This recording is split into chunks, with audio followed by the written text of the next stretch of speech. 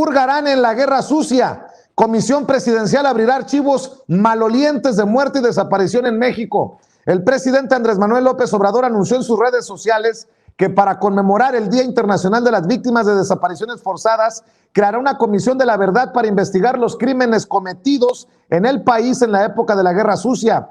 Hoy se conmemora el Día Internacional de las Víctimas de Desapariciones Forzadas, dijo. Nos reunimos con familiares y sobrevivientes de la Guerra Sucia. Llegamos al acuerdo de crear una comisión presidencial de verdad, justicia, reparación, memoria y no repetición. En la proximidad del inicio del primer periodo ordinario de sesiones de la 65 legislatura, en la Cámara de Diputados, el coordinador parlamentario de Morena, Ignacio Mier, presentó al presidente Andrés Manuel López Obrador la nueva conformación del Pleno, en el que el partido tendrá mayoría simple pero no calificada, y a la vez delinearon agenda legislativa. Reiteró que la prioridad para su bancada es la aprobación del presupuesto, las iniciativas de reforma constitucional de la industria eléctrica, a la Guardia Nacional y a la reforma político-electoral. También sacar los dictámenes de la ley secundaria para la revocación del mandato. Dado que no se cuenta con la mayoría calificada para sacar las reformas constitucionales, no descartó sumar al PRI, partido que el primer mandatario propuso cuando recién pasó la elección. La Fiscalía General de la República iría tras Calderón, Cordero y García Luna por autorizar 200,000 millones a ceferesos. El periodista Miguel Vadillo publica en la revista Contralínea que bajo la apariencia de que había riesgo a la seguridad pública, el gobierno del entonces panista Felipe Calderón otorgó por adjudicación directa en 2010 8 contratos plurianuales a 6 empresas privadas, por cierto, de sus amigos, ICA, Prodemex, Arendal, Omex, Tradeco y GIA, para construir y prestar servicios a 8 centros penitenciales en el país, lo que obligó al gobierno federal a entregar recursos públicos durante 22 años hasta el 2032 por 199,476 millones de pesos a razón de 9,003,418,000 pesos por año. La entonces secretaria general de la Policía Federal, Frida Martínez Zamora, desvió 65 millones de dólares que estaban destinados a pagar una plataforma de inteligencia contratada con una empresa del gobierno de Israel. Está prófuga desde el 2020 y con ficha roja de la Interpol.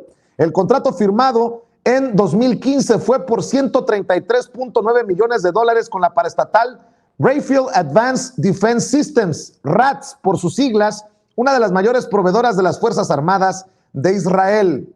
Caso Odebrecht y Etileno 21, la Fiscalía General de la República arranca procesos con nuevos señalamientos de Lozoya. La revista Proceso señala que la Fiscalía General de la República arrancó la ofensiva final del caso Lozoya Odebrecht con la judicialización en una misma semana de los procesos penales contra el excandidato presidencial del PAN, Ricardo Anaya, y el exdirector de Pemex, Carlos Alberto Treviño Medina, además de nuevos señalamientos para reforzar sus primeras acusaciones contra el gobernador de Querétaro, el panista Francisco Domínguez Servién, y el exsecretario de Hacienda y Crédito Público, el priista Luis Videgaray Caso. El presidente Andrés Manuel López Obrador presenta su libro A la mitad del camino y lo recomienda a sus adversarios. El que se quejaba de la traición, Andrés Manuel López Obrador revela plática con Peña Nieto en su nuevo libro. El presidente Andrés Manuel López Obrador reveló en su nuevo libro A mitad del camino una plática inédita que sostuvo con el entonces primer mandatario, el priista Enrique Peña Nieto, quien le confesó que se sintió traicionado de los empresarios que recibieron favores de su gobierno y posteriormente le dieron la espalda.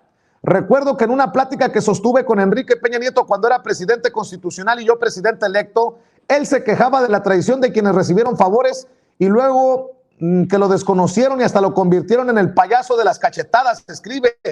Es en el capítulo 3 dedicado a los opositores en el que López Obrador habla sobre la ingratitud, que es un distintivo de este grupo. Alcaldes electos denuncian agresiones por parte de la policía capitalina. La mañana de este lunes, la alcaldesa electa en Álvaro Obregón, la panista Lía Limón, dijo ser agredida a las afueras del Congreso de la Ciudad de México, presuntamente por policías capitalinos que se encontraban resguardando el recinto. Estados Unidos abandona oficialmente Afganistán, dejando al país en manos del Talibán.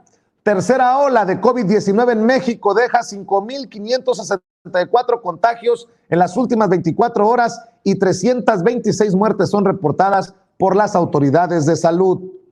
En pleno pico de la tercera ola de contagios por la pandemia del COVID-19, Felipe Calderón, quien ha sido un crítico del manejo de la pandemia, sonríe divertido en boda en Oaxaca y sin cubrebocas.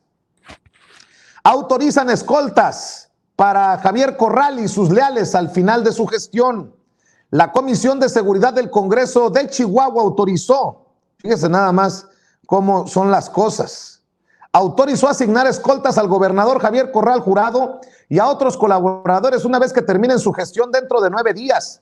El dictamen aún se discutirá en el Pleno, pero el exdirigente chihuahuense panista Fermín Ordóñez calculó el costo de este servicio en 100,694,180 pesos en los próximos 6 años.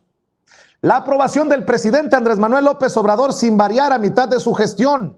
Un estudio de opinión de la empresa demoscópica Buendía y Márquez para el diario El Universal señala que la aprobación del presidente López Obrador muestra una gran estabilidad desde hace ya varios meses, arrojando una aprobación del 62%, porcentaje similar al obtenido en mediciones previas. Un tercio de los encuestados, por el contrario, calificó de manera negativa su desempeño, cifra también similar a la de levantamientos previos.